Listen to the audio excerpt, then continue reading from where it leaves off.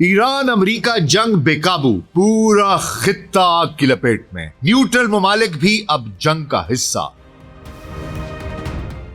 امریکہ کی خوفناک حکمت عملی، لیکن اس جنگ میں پردے کے پیچھے کیا چل رہا ہے؟ کیا اس جنگ کا ہدف آج بھی ایران میں ریجیم چینج ہے؟ ایران نے ہرمز میں خلیجی ٹینکروں پر سیدھا راکٹ ہی کیوں فائر کر دیے؟ IRGC کی اربوں کو اونٹوں کے زبانوں میں بھیجنے کی خطرناک دھمکی۔ شہید خامنائی کے جنازے کے دوران صدر پزشکیان اور عراقچی کی تصدیق کیوں کی گئی؟ کیا پاسداران انقلاب بھی نہیں چاہتے کہ یہ جنگ رکے؟ امریکہ نے اس جنگ سے کیا کیا فائدہ اٹھایا؟ JD وینس کہتا ہے اسرائیل نے اسلام آباد MOU سیبوٹاژ کرنے کے لیے اربوں ڈالر خرچ کر دیے۔ ٹرمپ کا داماد امن مذاکرات کے دوران ڈالر چھاپتا رہا۔ ڈالر اس جنگ سے کیسے مضبوط ہو رہا ہے؟ امریکہ نے چین کو اس جنگ سے کیسے نقصان پہنچایا؟ یہ جنگ مشرق وسطی اور پوری دنیا کو راکھ کا ڈھیر بنا دے گی۔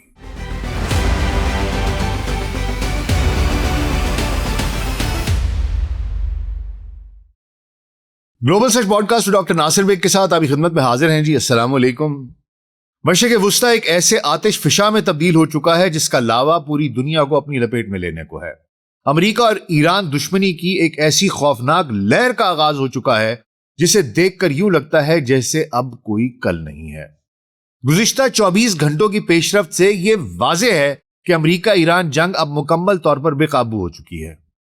جہاں کل تک غیر جانبدار رہنے والے ممالک، ان کے لیے بھی اب نیوٹرل رہنا ناممکن ہو گیا ہے۔ امریکہ نے اپنے ایک خطرناک سپر پلان کے تحت نہ صرف ایران کی بندرگاہوں، بجلی گھروں اور پلوں پر بے رحمانہ بمباری تیز کر دی ہے اور زمینی فوج اتارنے کی سنا ہے اس کی بھی بازگشت ہے، بلکہ وہ خطے میں موجود ایران کے تمام حامی طاقتوں جنہیں ایکسس آف ریزسٹنس کہتے ہیں، ان کو بھی ایک ہی جھٹکے میں بے دست و پا کرنے پر تلا ہوا ہے۔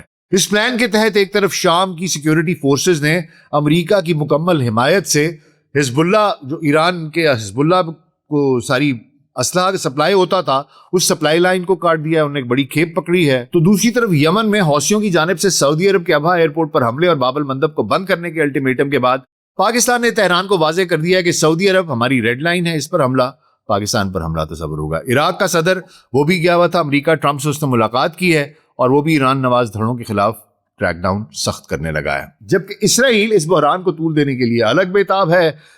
JD وینس کہتا ہے، جو روگن کی پوڈ کاسٹ پر آیا ہوا تھا، وہ کہتا ہے جی انہوں نے اربوں ڈالر لگائے ہیں تاکہ یہ MOU جو ہے یہ ڈیریل ہو جائے، پیس پروسیس نہ ہو، اور امریکہ کے اندر اپنی ان کو بڑا وہ ہے کہ ہمارا امیج خراب نہ ہو، تو اس کے اوپر یہ لگے ہوئے ہیں۔ دیکھیے حضور، ایران اور امریکہ دونوں این آئی فار این آئی کی حکمت عملی اپنائے ہوئے ہیں، جس کا آغاز رواں مہینے کی 6 اور 7 جولائی کو ہوا تھا، جب امانی سمندری حدود میں آبنہ ہرمز کے قریب ایران نے قطری اور سعودی ٹینکرز پر میزائل اور ڈرون حملے کیے۔ ان حملوں کے جواب میں امریکہ نے ایران کے خلاف بڑے پیمانے پر جوابی فضائی کارروائیوں کا آغاز کیا۔ دوسری طرف ایران نے خلیجی ممالک میں موجود امریکی فوجی ٹھکانوں اور تنصیبات کو نشانہ بنایا۔ امریکی طیاروں نے ایرانی پاسداران انقلاب کے ساحلی ٹھکانوں، آئل ریفائنریز، پاور گریڈز کو چن چن کر نشانہ بنایا۔ یہ پنگ پونگ میچ ابھی جاری تھا کہ 13 جولائی کو ایران نے عمانی حدود کے اندر متحدہ عرب امارات کے ایک اور آئل ٹینکر کو نشانہ بنا کر ایک سیلر کو ہلاک کر دیا۔ سطحی طور پر دیکھا جائے تو یہ جنگ آبنہ ہرمز کے کنٹرول کی جنگ معلوم ہوتی ہے، وہ ہرمز جہاں سے دنیا کا 20% تیل اور گیس گزرتی ہے۔ ایران کے لیے ہرمز پر کنٹرول اس کی بقا کا مسئلہ ہے، جبکہ خلیجی ممالک کسی صورت ایران کی اس چودراہٹ کو قبول کرنے کے لیے تیار نہیں ہیں، کیونکہ اس طرح ایران انہیں ہر وقت بلیک میل کر سکتا ہے کہ جناب یہاں سے تم اب گزر سکتے ہو، ابھی نہیں گزر سکتے، وہ اس کو کبھی بھی برداشت نہیں کر سکتے۔ سو پہلا بنیادی نقطہ ہرمز دکھائی دیتا ہے، اور دوسرا وہ جس کی رٹ ٹرمپ نے دن رات لگائی ہوئی ہے، ہر وقت بولتا رہتا ہے کہ جی ایران کو کسی صورت ایٹمی ہتھیار نہیں بنانے دیں گے۔ بظاہر یہ دو عناصر یعنی ہرمز اور نیوکلیئر تنازع ہے، یہ وہ پوائنٹس نظر آتے ہیں جن کی وجہ سے یہ جنگ طول پکڑ رہی ہے۔ لیکن حضور، عالمی سیاست کے گرو اس منطق کو شک کی نگاہ سے دیکھتے ہیں۔ وہ پوچھتے ہیں کہ جب اس جنگ کا آغاز ہوا تھا تو کیا اس کا مقصد صرف یہی تھا؟ کیا اس کے اہداف صرف یہی تھے؟ یہ اہداف کہتے ہیں وہ کب اور کیوں بدلے؟ وہ کہتے ہیں یہ بدلے بھی ہیں کہ نہیں بدلے، یا اب بھی پس پردہ کہانی وہی چل رہی ہے. وہ ایران کی اندرونی سیاسی فالٹ لائنز کی بات کرتے ہیں، اعتدال پسند اور انتہا پسندانہ سوچ کے تصادم کی بات کرتے ہیں. وہ اصرار کرتے ہیں کہ در حقیقت نتن یاہو، ٹرمپ اور IRGC تینوں ہی نہیں چاہتے کہ جنگ رکے. تو پس پردہ کہانی کا یہ سازشی نظریہ، یہ کنسپریسی تھیری کیا کہتی ہے؟ آج پردے کے پیچھے کی وہ کہانی جو عالمی تجزیہ کار دبے دبے الفاظ میں بیان کر رہے ہیں، آج اس پر بات کریں گے. تو حضور اگلے 10 سے 15 منٹ کے لیے دھیان ذرا ادھر، اور اگر ہمارا کانٹینٹ پسند آ رہا ہے تو ویڈیو کو لائک اور چینل کو سبسکرائب کر دیجیے گا. تو آئیے آغاز کرتے ہیں. حضور ذرا یاد کیجئے، جب اس جنگ کا باقاعدہ آغاز ہوا تھا تو ٹرمپ اور نتن یاہو کا اصل ہدف آبنائے ہرمز نہیں تھا. ان کا اصل ہدف تھا تہران میں ریژیم چینج، یعنی اسلامی حکومت کا خاتمہ. یہی وجہ تھی کہ جنگ کے پہلے ہی دن ایران کے رہبر اعلیٰ آیت اللہ خامنئی اور ان کی صف اول کی فوجی و سیاسی قیادت کو شہید کر دیا گیا تھا. تو پھر اب کیا ہوا؟ کیا ریژیم چینج کا حقیقی ہدف پس پشت ڈال دیا گیا؟ کیا ایران نے اس ابتدائی صدمے سے سنبھل کر امریکہ اور اسرائیل کو کرارا جواب دیا اور جنگ کے پہلے مرحلے میں فتح یاب ہو کر ابھرا؟ جیو پولیٹیکل تجزیہ کار اور دفاعی ماہرین کہتے ہیں کہ ایران پہلا مرحلہ تو جیت گیا، لیکن جنگ کا ہدف نہیں بدلا. بقول ان کے کہانی اس سے کہیں زیادہ پیچیدہ ہے. حقیقت یہ ہے کہ ایران کے اندر سیاسی شطرنج کا ایک کھیل کھیلا جا رہا ہے جس کی ڈوریاں نظر تو نہیں آتی، لیکن بالواسطہ طور پر امریکہ اور اسرائیل ہلا رہے ہیں. وہ آج بھی تہران میں حکومت کی تبدیلی کے خواب دیکھ رہے ہیں، لیکن اس بار طریقہ کار بدل گیا ہے. اس بار وہ ایران کے اندر موجود اعتدال پسندوں جو ماڈریٹس اور پاسداران انقلاب IRGC کے درمیان جاری اندرونی سیاسی و نظریاتی جنگ کو مینیپولیٹ کر رہے ہیں. سیاسی مبصرین اور کنسپریسی تھیورسٹ اس وقت ایک خوفناک پس پردہ کھیل کا شبہ ظاہر کر رہے ہیں. وہ کہتے ہیں کہ یہ نتن یاہو ہے، یہ مشرق وسطیٰ میں کسی بھی حال میں امن نہیں چاہتا. وہ دہائیوں سے تہران کی حکومت کے خاتمے کے خواب دیکھ رہا ہے. وہ نہیں چاہتا کہ اسرائیل میں ہونے والے آئندہ انتخابات سے محض 1 ماہ قبل اس کا یہ خواب ادھورا رہ جائے. اور JD وینس نے جو روگن کے پوڈ کاسٹ میں اس بات کی، اس نے واضح بھی کر دیا کہ اربوں ڈالر لگائے ہیں انہوں نے. لیکن حضور دوسری طرف اگر ہم عمانی پانیوں میں قطری، سعودی اور اماراتی ٹینکرز پر میزائل حملوں کو دیکھیں تو یہ واضح ہوتا ہے کہ ایران کی ملٹری اسٹیبلشمنٹ بھی شاید اس جنگ کا خاتمہ نہیں چاہتی. کیوں؟ کیونکہ اگر عمان کی طرف سے کچھ ٹریفک گزر رہی تھی تو ثالثوں کو آگاہ کیا جا سکتا تھا، ان کو انوالو کیا جا سکتا تھا. عمانی پہلے ہی آبنائے ہرمز کے حوالے سے مذاکرات کر رہے تھے. ایران پہلے مرحلے میں عمان کو آگاہ کر سکتا تھا، کوئی انتباہی بیان جاری کر سکتا تھا. لیکن انہوں نے کیا کیا؟ انہوں نے براہ راست ٹینکرز پر میزائل داغ دیے. یہ انتہائی اقدام اٹھا لیا.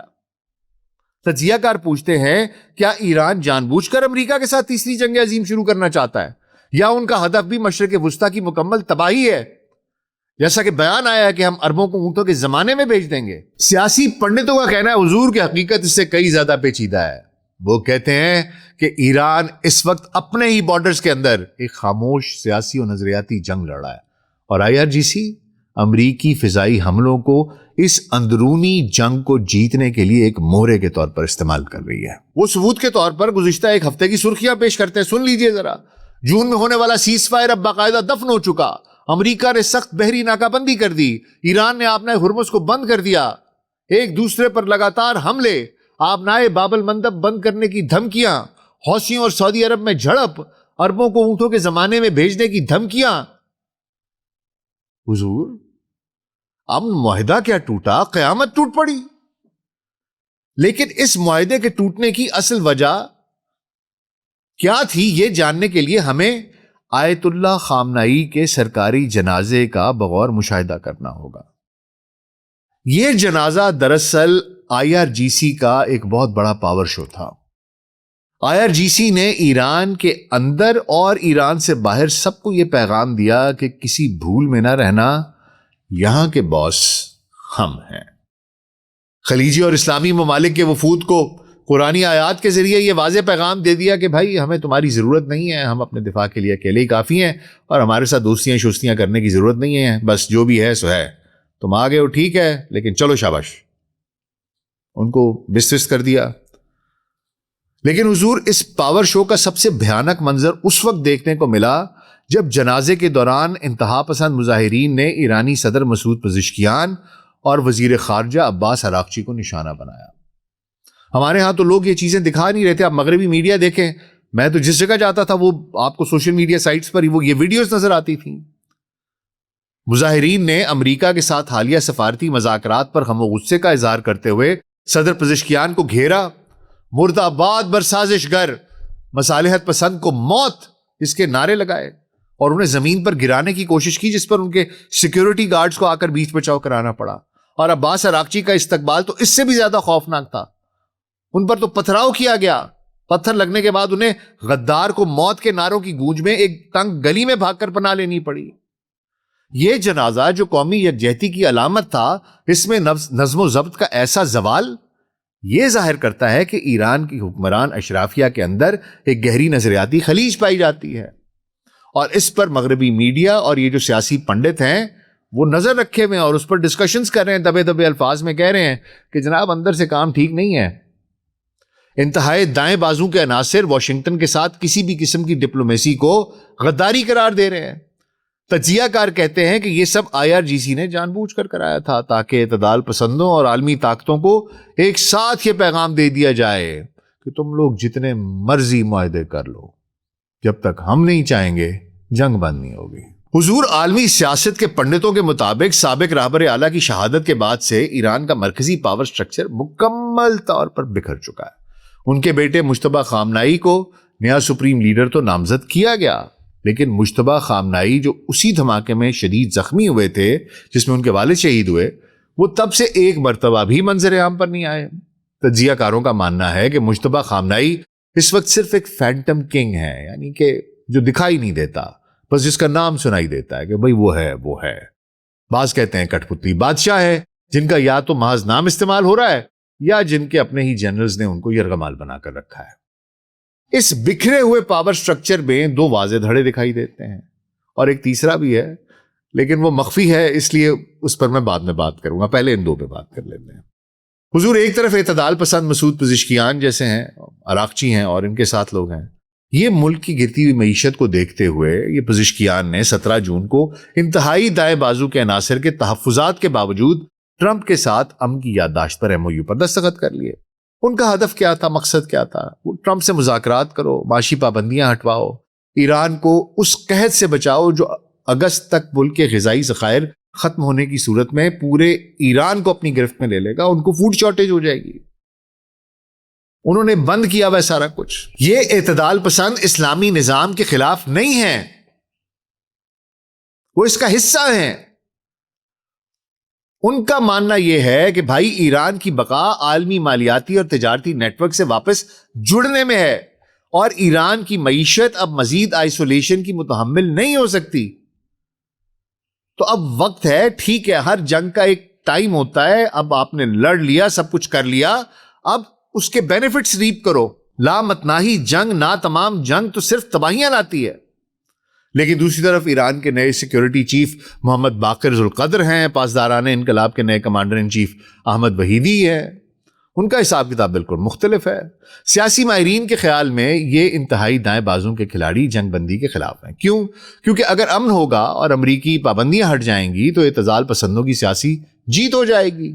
امن کا مطلب ہے فوج کا بجٹ کم ہو جائے گا، ملک پر ان کی گرفت کمزور پڑ جائے گی، اور سب سے بڑھ کر اربوں ڈالر کا وہ بزنس جس کے ذریعے پاسداران انقلاب پورے ایران کی معیشت کو کنٹرول کرتے ہیں، وہ بھی ان کے ہاتھ سے نکل جائے گا۔ معاشی طاقت بھی چلی جائے گی، فنڈز بھی کم ہو جائیں گے، فوج بھی کم ہو جائے گی۔ دو لحاظ سے ان کو تو دونوں طرف سے مار پڑتی ہے۔ جیو پالیٹکس کے گرو کہتے ہیں کہ بھائی IRGC کی یہ جو خفیہ کاروباری سلطنت ہے وہ پابندیوں کی آڑ میں ہی پھل پھول سکتی ہے۔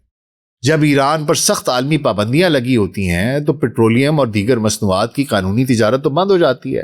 ایسے میں IRGC فرنٹ کمپنیاں، شیل کمپنیاں کا ایک جال بناتی ہے۔ یہ شیل کمپنیاں زیادہ تر متحدہ عرب امارات، خصوصاً دبئی اور شارجہ میں قائم کی جاتی ہیں۔ جو بظاہر عام تجارتی امپورٹ ایکسپورٹ فرمز لگتی ہیں، ان کمپنیوں کے ذریعے کروڑوں ڈالر کے فنڈز کو بینکنگ چینلز میں گھمایا جاتا ہے۔ صرف یہی نہیں ہے، پاسداران انقلاب تیل کے گوسٹ ٹینکرز کا ان کا ایک پورا فلیٹ ہے، پورا بیڑا ہے۔ یہ وہ ہوتے ہیں سمندر میں جا کر یہ ٹینکرز اپنی لوکیشن ٹریکر بند کر لیتے ہیں، اپنے پرچم بدلتے رہتے ہیں اور بین الاقوامی سمندروں میں رات کے اندھیرے میں داخل ہوتے ہیں۔ ادھر سے اسی طرح کا ایک اور جہاز آتا ہے، پورا اس میں تیل ٹرانسفر کیا جاتا ہے، اور اس طریقے سے یہ سب کچھ ہوتا ہے۔ کہتے ہیں یہ تقریباً $30 بلین کی ایک بہت بڑی امپائر ہے۔ پابندیاں ہٹنے سے یہ تیل دن میں باقاعدہ لیگل طریقے سے ایکسپورٹ ہونا شروع ہو جائے گا۔ ماہرین کی رائے یہ ہے کہ اس سے IRGC معاشی فائدے بے شک نہیں اٹھاتی، لیکن اندازہ کریں ایران کی فوج، ایران کے تیل، ایران کی معیشت، ان سب پر پاسداران انقلاب کا ایسا آہنی کنٹرول ہے، اور طاقت کا ایک نشہ ہوتا ہے۔ کون طاقت جانے دیتا ہے؟ اگر پابندیاں ختم ہو گئیں تو بین الاقوامی حریف کمپنیاں مارکیٹ میں واپس آ جائیں گی اور IRGC کا کنٹرول اور مونوپلی ختم ہو جائے گی۔ لہٰذا ان کے لیے بموں کا گرتے رہنا اپنی پاور ریٹین رکھنے کا واحد ذریعہ ہے۔ تو حضور یہ کہہ رہے ہیں جو مغرب میں بیٹھے سیاسی گرو ہیں، وہ کہتے ہیں بھائی IRGC بھی نہیں چاہتی، کہتے ہیں اسی لیے تو یہ سب کچھ ہے کہ IRGC نے بات چیت کی بجائے قطری، سعودی اور اماراتی ٹینکرز پر سیدھے میزائل داغ دیے تاکہ امریکہ پلٹ کر وار کرے۔ یہ جنگ ان کے لیے تباہی نہیں ہے، ان کی پاور کو یہ ری انفورس کرنے کا ایک ذریعہ ہے جو عوام کو دفاع کے نام پر متحد رکھتی ہے اور اعتدال پسندوں کو طاقت کے حقیقی مرکز سے علیحدہ رکھتی ہے۔ اور حضور یہاں ایک تیسرا خفیہ عنصر بھی ہے۔ کچھ عرصہ قبل نیو یارک ٹائمز کے اس آرٹیکل کو یاد کیجئے، ہم نے اس پہ پروگرام بھی کیا تھا جس میں دعویٰ کیا گیا تھا کہ سابق صدر محمود احمدی نژاد نے موساد چیف سے ملاقات کی اور وہ حکومت کا تختہ الٹنے کے بعد کنٹرول سنبھالنے والے ہیں۔ لیکن احمدی نژاد تو خامنائی کے سید علی خامنائی شہید کے جنازے میں دکھائی دیے، اور عین ممکن ہے کہ ان کی طرف جو یہ ساری باتیں ہیں نا، یہ انہیں فریم کرنے کے لیے، ہم نے تب بھی کہا تھا کہ بھئی اس کے بہت سے پاسبلٹیز ہیں۔ ایک پاسبلٹی یہ بھی ہے کہ انہیں صرف فریم کیا جا رہا ہے، اور اب جب کہ احمدی نژاد ادھر نظر آئے فیونرل میں تو اس کا مطلب یہی سمجھ میں آتا ہے کہ انہیں فریم کیا جا رہا تھا۔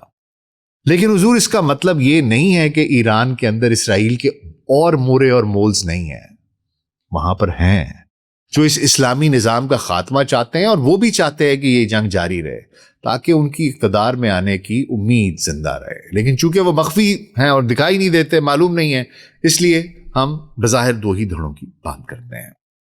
اچھا حضور، اب آپ سوچ رہے ہوں گے کہ کیا واشنگٹن اتنا نادان ہے، اتنا بھولا بھالا ہے، اتنا جھلا ہے کہ اسے اس اندرونی کھیل کا علم نہیں ہے؟ کیا امریکی انٹیلیجنس نہیں جانتی کہ ان کے فضائی حملے IRGC کو آکسیجن فراہم کر رہے ہیں؟ وہ بالکل جانتے ہیں، لیکن اس کے باوجود امریکی اس نے حملہ کیا ایران کے اوپر، اور حملہ ہی نہیں کیا، وہ فل تھروٹل جا کے حملہ کر رہے ہیں۔ کیوں؟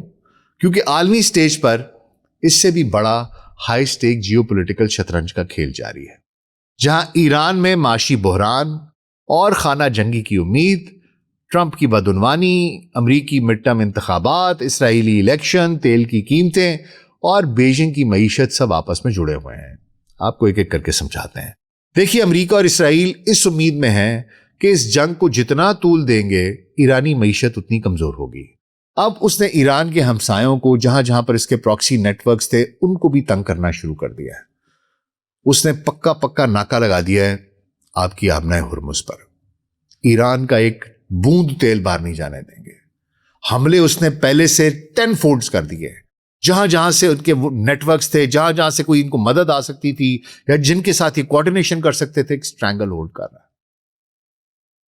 ایران کو معاشی طور پر کمزور کر رہے ہیں۔ جو کچھ ہے وہ استعمال ہو جائے گا، باقی کیا کرو گے؟ فوڈ شارٹیج وہ بتا رہے ہیں کہ اگست تک کا ان کے پاس خوراک کا ذخیرہ پڑا ہے، اور وہ اس امید میں ہے کہ جناب اس طریقے سے اعتدال اور انتہا پسندوں کے درمیان خلیج بڑھے گا اور ایک وقت آئے گا کہ ایران میں اسلامی رژیم کلیپس کر جائے گی۔ یہ ان کی ایک ناپاک خواہش ہے، ایک ناپاک سوچ ہے۔ یعنی ہدف وہی ہے جو پہلے دن تھا، بس اس کے حصول کا طریقہ بدل گیا ہے۔ اور ڈوریاں کیسے ان کے پاس ہیں؟ کیونکہ وہ چاہ رہے تھے کہ امریکہ بمباری کرے تو وہ بمباری کر رہے ہیں، وہ بھی زندہ۔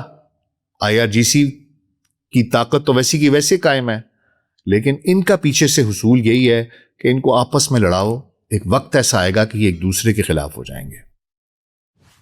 اچھا حضور، اب ذرا باقی وجوہات بھی دیکھ لیتے ہیں. جو نیتن یاہو ہے اس کے لیے تو اگر اس موڑ پر جنگ ختم کرتا ہے تو اس کے اپنے دائیں بازو کے انتہا پسند اتحادی اور اپوزیشن اسے شکست خوردہ قرار دیں گے اور وہ الیکشن ہار جائے گا. اس پر مقدمہ چل رہا ہے، ایسا ہوا تو سیدھا جیل جائے گا. دوسری طرف ٹرمپ ہے، اس نے دیکھا کہ یار جب جون میں عارضی سیز فائر ہوا تھا تو امریکی میڈیا نے دوبارہ جیفری ایپسٹین کیس اور جنگ بندی کو لے کر اس پر ٹرمپ پر تنقید شروع کر دی تھی کہ جی تم نے جنگ شروع کیوں کی تھی، تم نے یہ کیوں کیا تھا، وہ کیوں کیا تھا.